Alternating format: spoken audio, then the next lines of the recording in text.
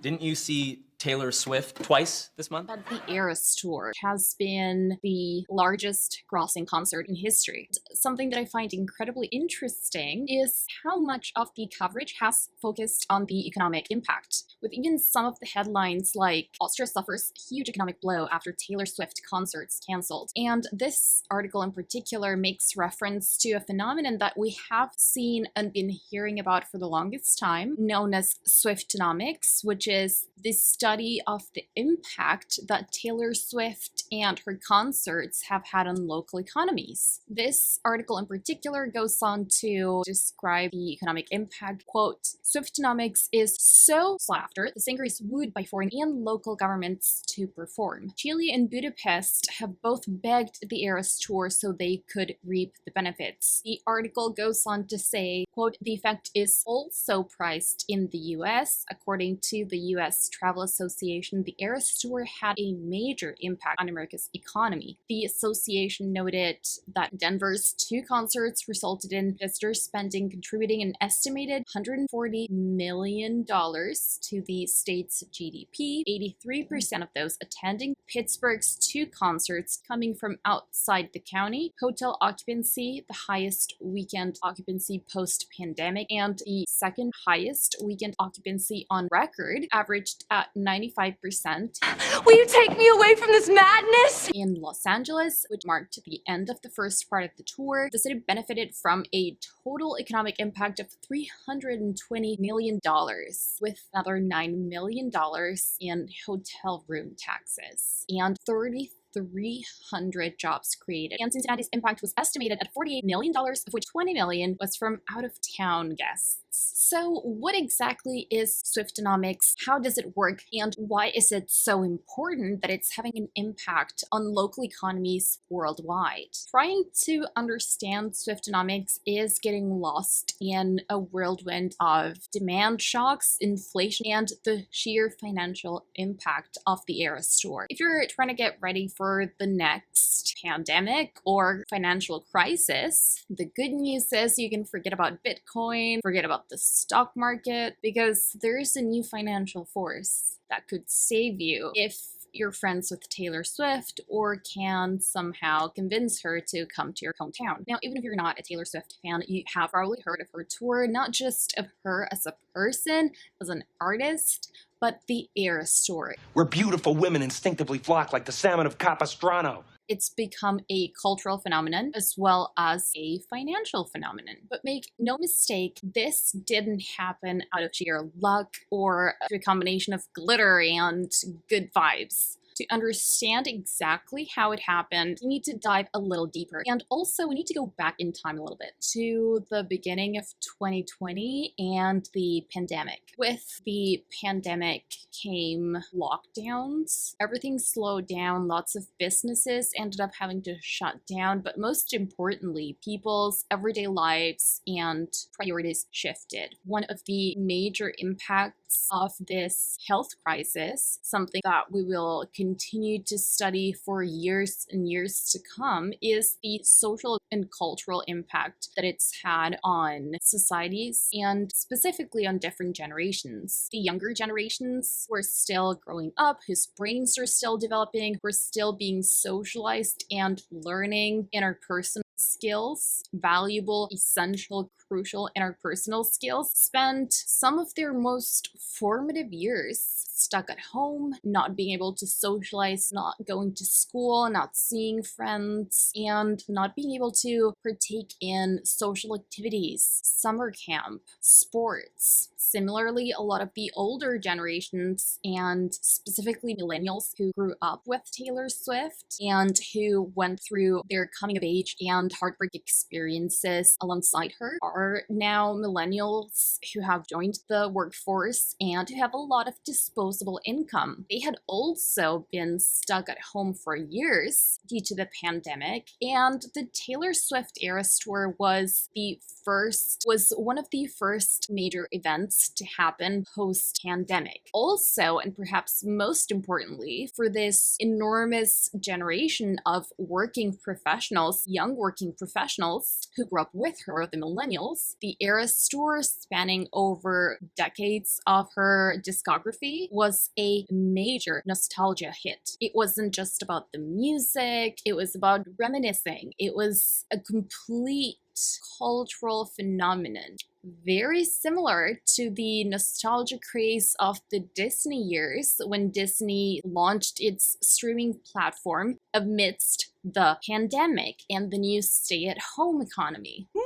Pointless nostalgia. So Swiftonomics is a theory that explains, in a way, both the economic but also the sociological element of how people sought happiness and entertainment and developed new social patterns. And apparently that, timing-wise, because of perfect timing and all of these other interrelated sub-issues, ended up perfectly wrapped up in a Taylor Swift concert ticket. Like a gorgeous, friendly cat purring on your lap because it loves you. And the tickets were just the beginning, because the concert itself wasn't the major revenue generating force. Swiftonomics also, and perhaps most importantly, looks at the trickle down economics and all of the financial opportunities and revenue generated in the market due to the concert and the massive crowds that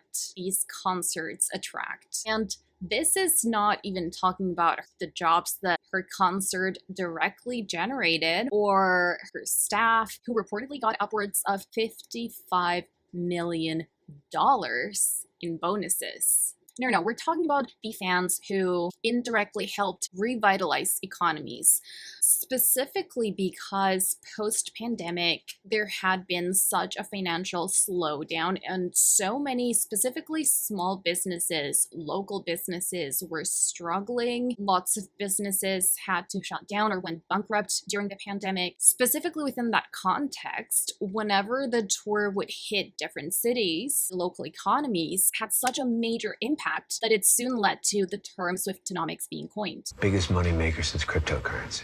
Yes, the trickle-down economics of this tour came in the form of tourism, fashion, costumes, food, entertainment, streaming even. The list is long but distinguished. With the concert going straight to the big screen towards the end of the year and later being picked up by streaming platforms. And concert attendees weren't just spending on the tickets, regardless of how expensive those tickets were. This became such an occasion and such a cultural experience, a ritual of sorts, that fans and attendees weren't just spending on the tickets, they were spending like there's no tomorrow to make the most of those trips and that experience, as well as spending in preparation to attending the concerts. Lots of businesses, specifically artisan, handmade businesses, shifted to costumes and merch and Taylor Swift fandom products, specifically because it's become such a profitable niche market. And Taylor Swift herself seems to have been supporting all of these small businesses and independent businesses because she has not struck down anyone. She has not gone after independent manufacturers and small businesses with trademark infringements or other kinds of restrictions, which, considering a lot of these small businesses are, for the most part, women-owned, and they happen to also be part of the Taylor Swift fandom, it has only increased and it's only strengthened her relationship with her audience. Now, concert audiences have been traveling from far and wide, visiting local stadiums or going to the nearest city where Taylor Swift would be performing, which of course helped revive those local economies, showing how those Taylor Swift fans, with the disposable income to spend on tickets and airfare in some cases, and food, entertainment, merch, costumes, and otherwise participating in this cultural phenomenon through other related industries, could really have the power to uplift different sectors of the economy. economy. So on average, fans are reportedly paying about $1,300 per concert, not just on the tickets, but on travel, food, entertainment, accommodation, outfits, gifts, memorabilia, decor, and everything in between. How long is this list? That's enough to rescue economies, and some reports have claimed it helped the US dodge a recession in 2023 when the tour first started. And that may be why there's been rumors that she could be cast in a future Deadpool movie. I know, right? Because who knew a pop superstar could double as an economic hero? Did I say this was a love story? Now, the term Swiftonomics was coined by an economist, Augusta Saraiva, when she pointed out that the tour represented a demand shock post-COVID, which illustrated shifts in economic demand and preferences, with folks prioritizing entertainment over savings and delaying or altogether avoiding an impending recession. While this theory largely underestimates the nostalgic appeal of the ERAS tour, particularly on a key demographic with newly gained purchasing power, which is the millennials, it does highlight the strategic timing of the tour. Taylor's ERAS era coincides with her fans' post-pandemic needs, as well as with her launch or evolution of her re-recordings of past discography. Excellent idea. This has given her a unique window of opportunity to capitalize on that need for going out and for entertainment among her fans, particularly from a generation that virtually grew up with her and her music. The global demand for this was off the charts. From the US to Argentina and Australia, people were so Swiftomania struck that local prices, wherever Swift was set to perform, went through the roof. They actually soared during her scheduled performances. And here's where the downside to Swiftonomics comes, because there is the other side of the coin, which is what's next? Taylor Swift becomes Taylor Slow? the local economies at times soared so much during her performed scheduled concerts that it priced locals and local businesses out of the market. It often priced local business people and citizens out of accommodations or other entertainment-related options. So as positive as her tour was, and as positive of an impact as it had, it did garner some criticism that was at times politicized. For instance, politicians in Ireland blamed the affordability crisis on Taylor Swift inflation, or Swiftflation.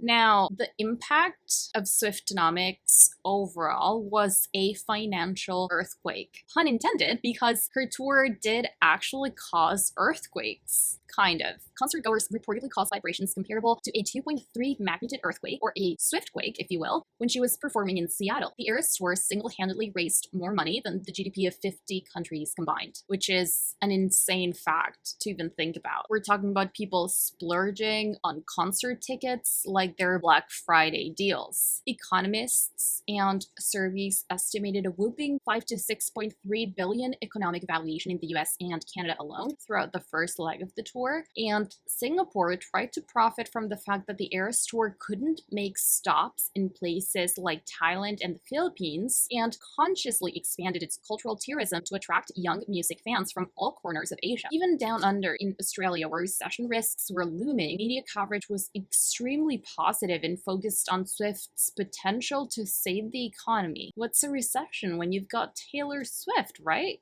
Some economic experts have even labeled this tour as an example of the women's multiplier effect, which is the idea that women's entertainment in particular can pack a punch in the economy because there are so many interrelated industries. Who run the world? Swifties! The ERAS tour wasn't just about the music. It has become a cultural phenomenon and a massive economic and financial phenomenon that will leave a golden tattoo on post-pandemic history. So Swiftonomics has shaken the global economy to the core, to the point that whenever terrible threats happen that lead to concerts being canceled, the entire local and global media is focused on the financial impacts. But hey. While you've been down and thinking about all the bad things in the world, Taylor Swift is performing Swiftonomic miracles.